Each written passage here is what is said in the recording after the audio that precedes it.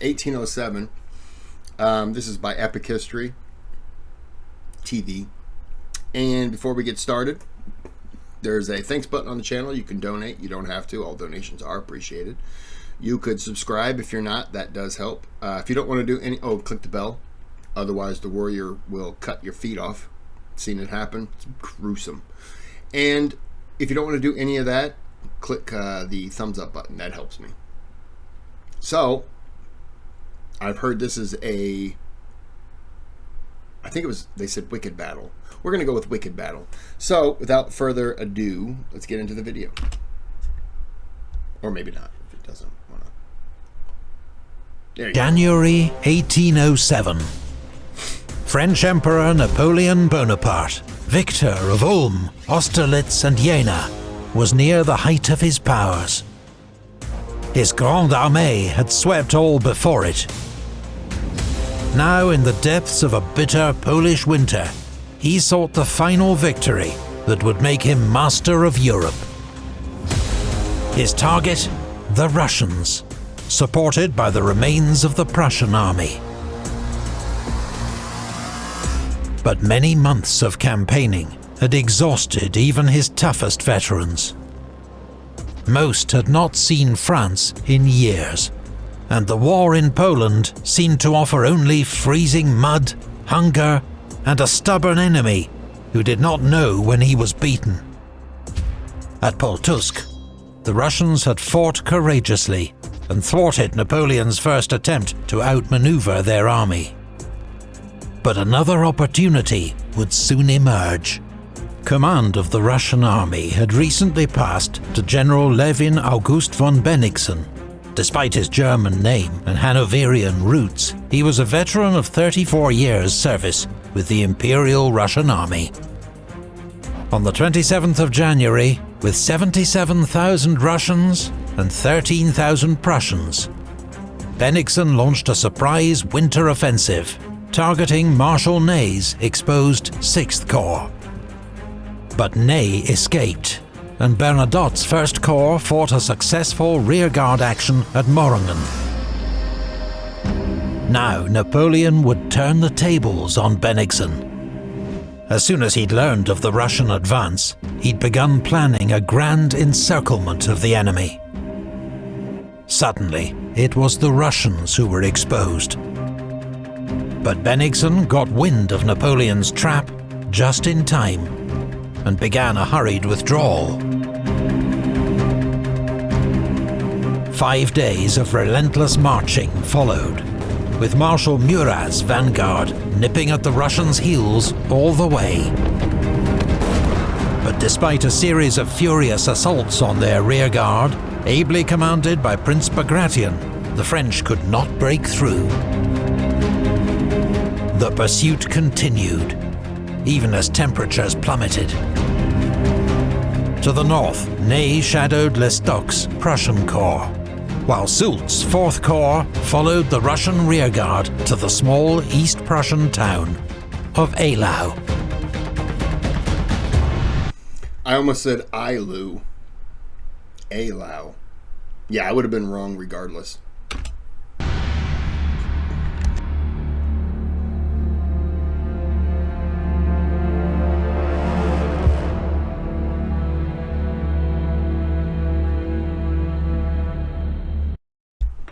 Let me quickly adjust the setting.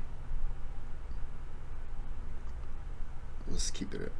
I don't want to go too much. I'm sorry. I should have done this a little bit earlier. But if it glitches out on me, I don't want to keep it there. You know, I have fiber optics, but yet it's not perfect. Sorry. Okay.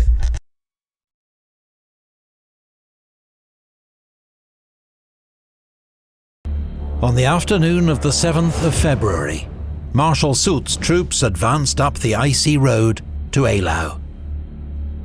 They found it held by General Barclay de Tolly's Russian division, entrenched along a line of fences, ditches and barricades. Just before dusk, confused combat began around the town's cemetery. More and more troops were sucked into the bitter fighting. I like that painting. I really like that painting. I'm turning into a, for some reason, with the Napoleon videos, they have a lot of paintings, and I love them. Am I turning into a painting snob? But only Napoleon painting snobs. I think I am. The French took the cemetery with a bayonet charge, but then had to hold it against a determined Russian counterattack, led by Barclay himself, who was seriously wounded by grape shot. Vicious street fighting continued well into the night, but the French ultimately prevailed, with the loss of 4,000 casualties on each side. Soldiers and officers alike were astonished by the savagery of the engagement. As darkness fell, temperatures dropped dramatically. Many of the wounded froze to death where they had fallen. The French ransacked Eylau for food and firewood. Many Russian soldiers had to sleep in open fields, wrapped only in their greatcoats, forbidden to light fires. That night, Napoleon's greatest concern was that the Russians would slip away under cover of darkness, robbing him of the decisive battle he craved. He need not have worried. Bennigsen was done running. Here, at Eylau, the Russians would make their stand.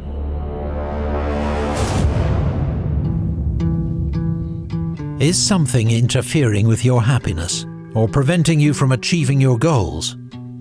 If so, therapy can be a valuable tool in helping you to live a happier, more fulfilled. I thought, what a weird question to ask me in the middle of a battle. It's an ad. Sorry. Let's get forward. Thank you, BetterHelp.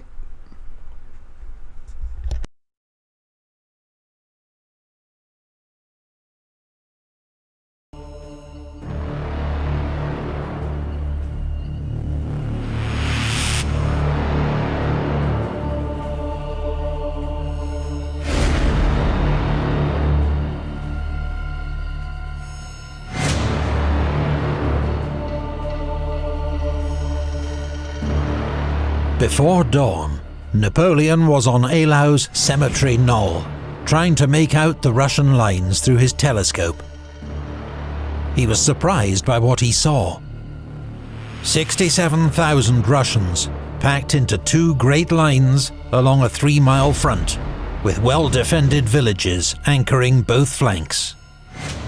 Open ground lay between the two armies, providing a clear field of fire for Bennigsen's 400 guns, a huge amount of artillery for an army of the age.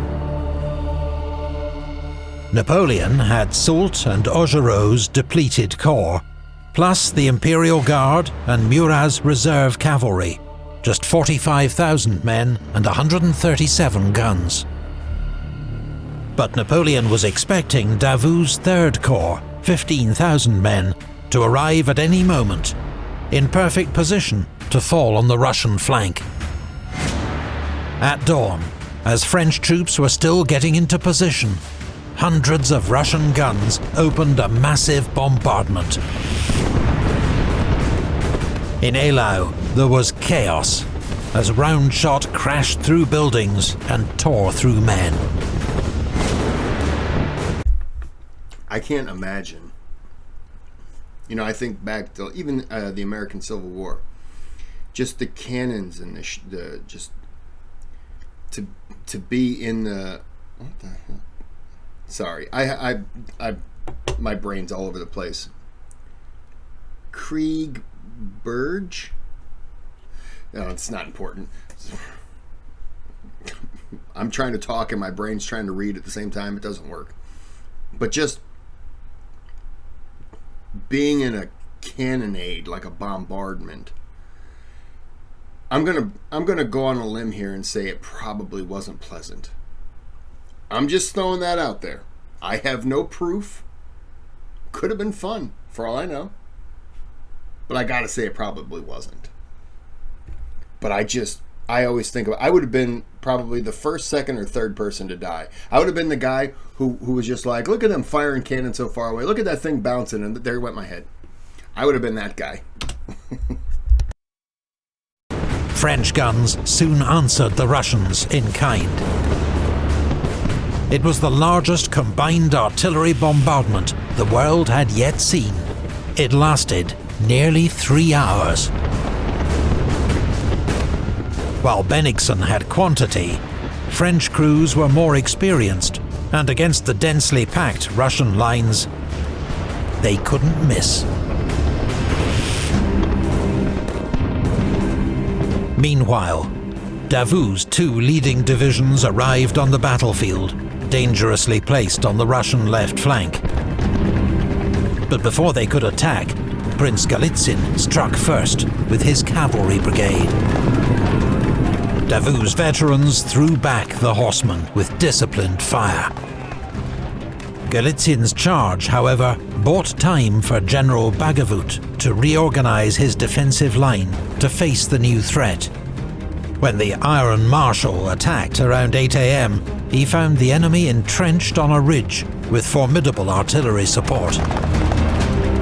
Davout's lead division was mauled, suffering 1,500 casualties as it was thrown back. This check on Davout alarmed Napoleon. He feared the Russians might withdraw before his trap could close. It was, he decided, the battle's critical moment. Orders flew out to Marshal Augereau's 7th Corps and General Saint-Hilaire's division. They were to launch a frontal attack against the enemy. At all costs, the Russians' escape must be prevented.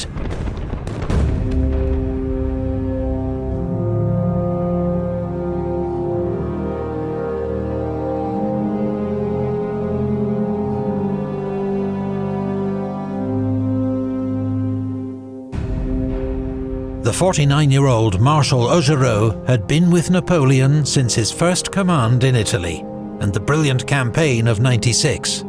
But he was deeply unwell that morning. At 10 AM, strapped to his horse, he led forward the 12,000 troops of 7th Corps, just as heavy snow began to fall.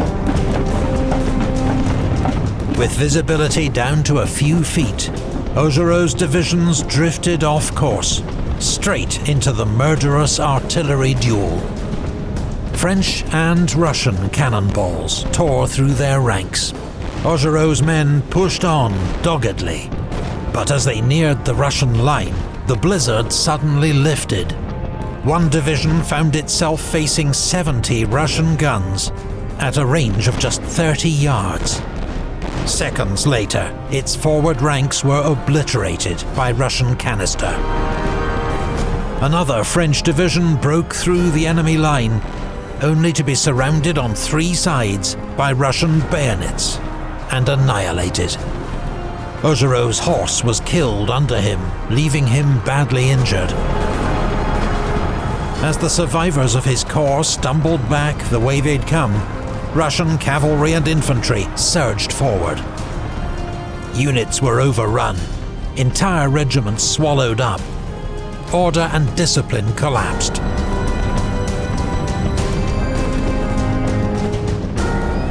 One of the few units to maintain order was the 14th Infantry, nicknamed the Brave for its heroic role at Rivoli 10 years before. To be bayoneted to death in a battle. Like, just imagine there's like 4 or 5 people and they're all in heaven, or they're at the pearly gates, whatever you want to say. What happened to you? Heart attack. Okay. What happened to you? Car accident. What happened to you? I was bayoneted to death 43 times and then one of them shot me. What happened to you? I just choked on some food. Damn, dude.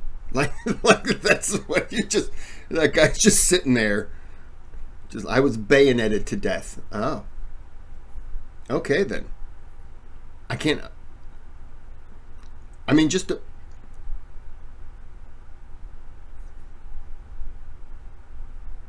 the idea of somebody just... And they really have to hate your guts. I'm not laughing that they're dead, but I'm laughing because that's a horrible way to die. Look, I cut my hand, okay? I cut my hand. And that's about as far as a bayonet wound as I want. So I feel terrible. But now they were outnumbered and surrounded. The regiment resisted bravely, but was cut to pieces, suffering 75% casualties and the loss of its Eagle standard. In the space of just 30 minutes, the Russians inflicted 5,000 casualties on Augereau's 7th Corps. Effectively, it had ceased to exist. It was one of the worst battlefield disasters of the Napoleonic Wars. For the French, Eylau was no longer a fight for victory, but a struggle for survival.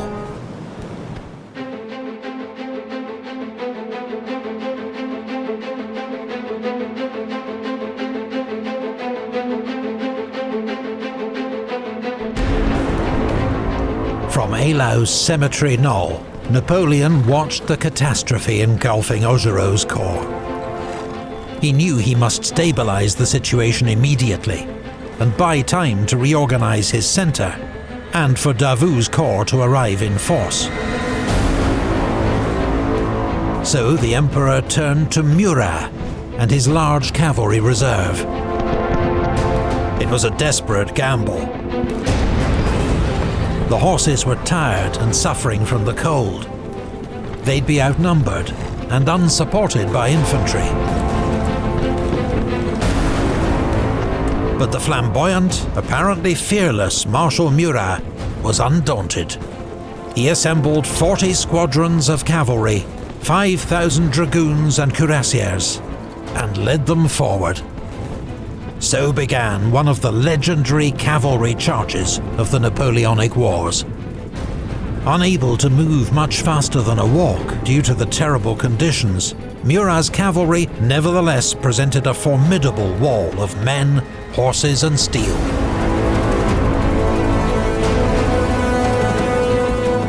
General Grouchy's dragoons, in the lead, drove back the advancing Russians. Davout's steel-clad cuirassiers then thundered forward on their giant horses. Finding a gap between two Russian divisions, they used it to pry open the enemy line. With seemingly unstoppable momentum, the riders surged forward. But it could not last. As they neared Bennigsen's headquarters, a Russian battery blasted the French horsemen with canister.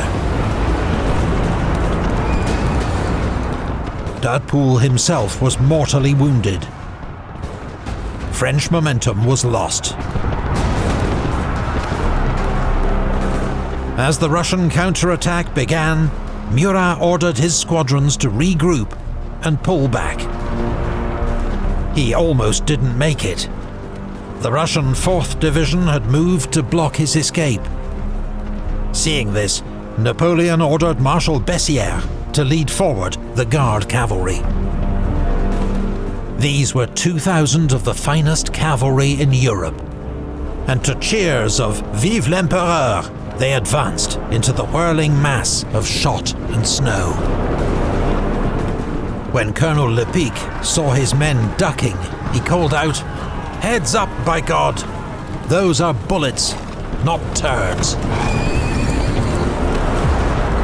Chasseurs of the Guard charged down the first Russian infantry square they met, scattered the enemy's gunners, and cut out a path for Murat's retreating squadrons. The French charge at Eylau would go down as one of the boldest, most desperate military maneuvers of the age. The losses were terrible in men and horses, but it succeeded in its mission. The Russian advance had been stopped in its tracks, and the initiative had swung back to Napoleon.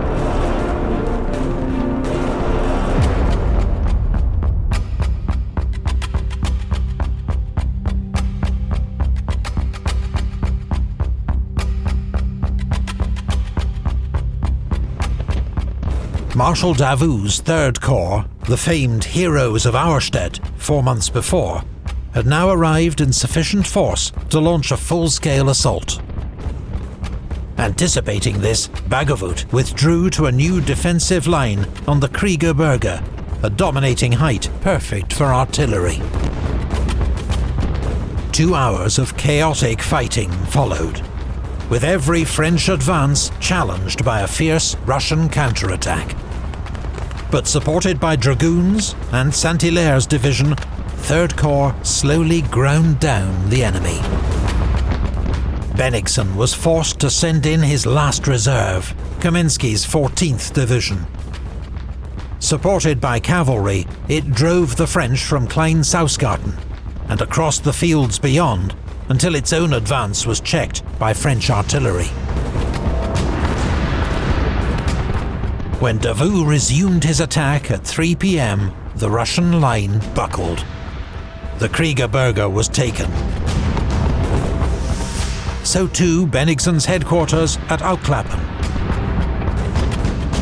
Bennigsen scraped together enough units to improvise a new defensive line, but French guns, hauled up to the Kriegerberge, opened up a devastating fire. The French pressure was irresistible. The Russian flank would surely collapse at any moment, handing Napoleon the decisive victory he so desperately sought. All that was required was one final push.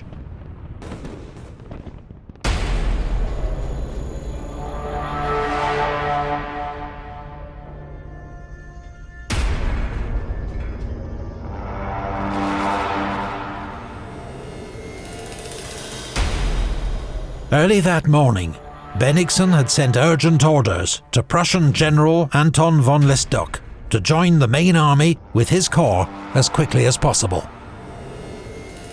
Although nearly 70, Lestock was still as energetic as he'd been serving under Frederick the Great, and was assisted by a highly capable Chief of Staff, Colonel Gerhard von Scharnhorst. Lestock's corps, 9,000 men, was 8 miles northwest of Eylau, closely watched by Marshal Ney's 6th Corps. His orders were to prevent the Prussians linking up with the Russians at all costs. But by force-marching his troops along frozen, hilly country roads, Lestock was able to bypass Ney's blocking force. To Bennigsen's joy, by early afternoon, the Prussians had reached Schmödeten. With his left flank crumbling, there was no time to lose. At 4 p.m, Lestock's Prussians charged forward. By now, Davout's men had been marching and fighting for many hours, and were utterly spent. They managed a few ragged volleys, before they turned and ran. Russian cavalry followed in pursuit. Marshal Davout, with just one intact division left, prepared to make a stand on the Kriegerberge.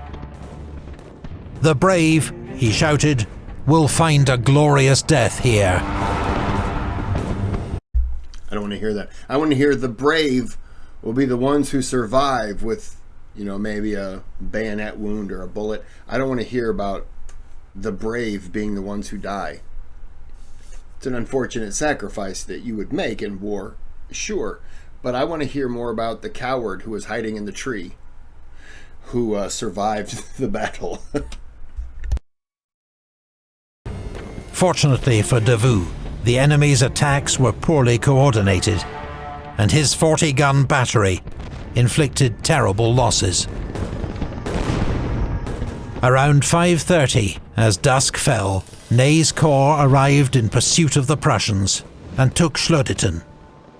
This new threat forced Bennigsen to call off his attack on Davout. And as darkness descended, the day's slaughter finally came to an end.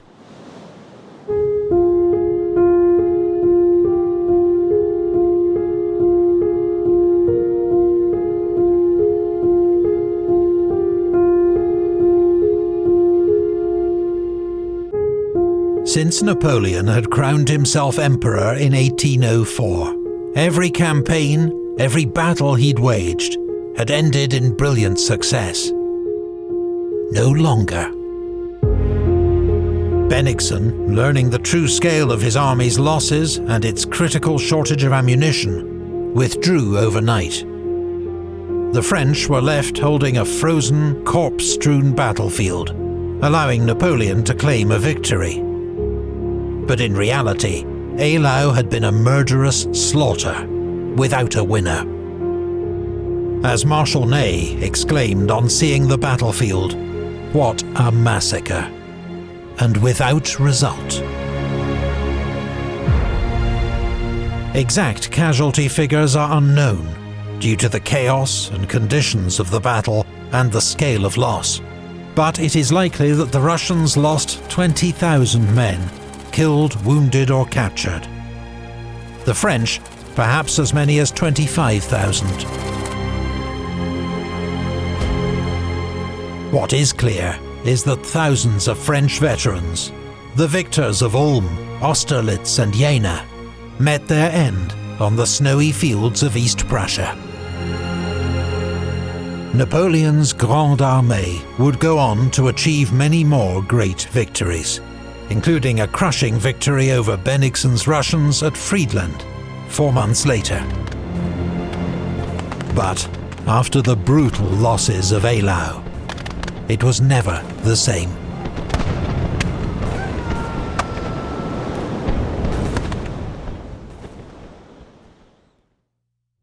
Thank you to the art. Wow.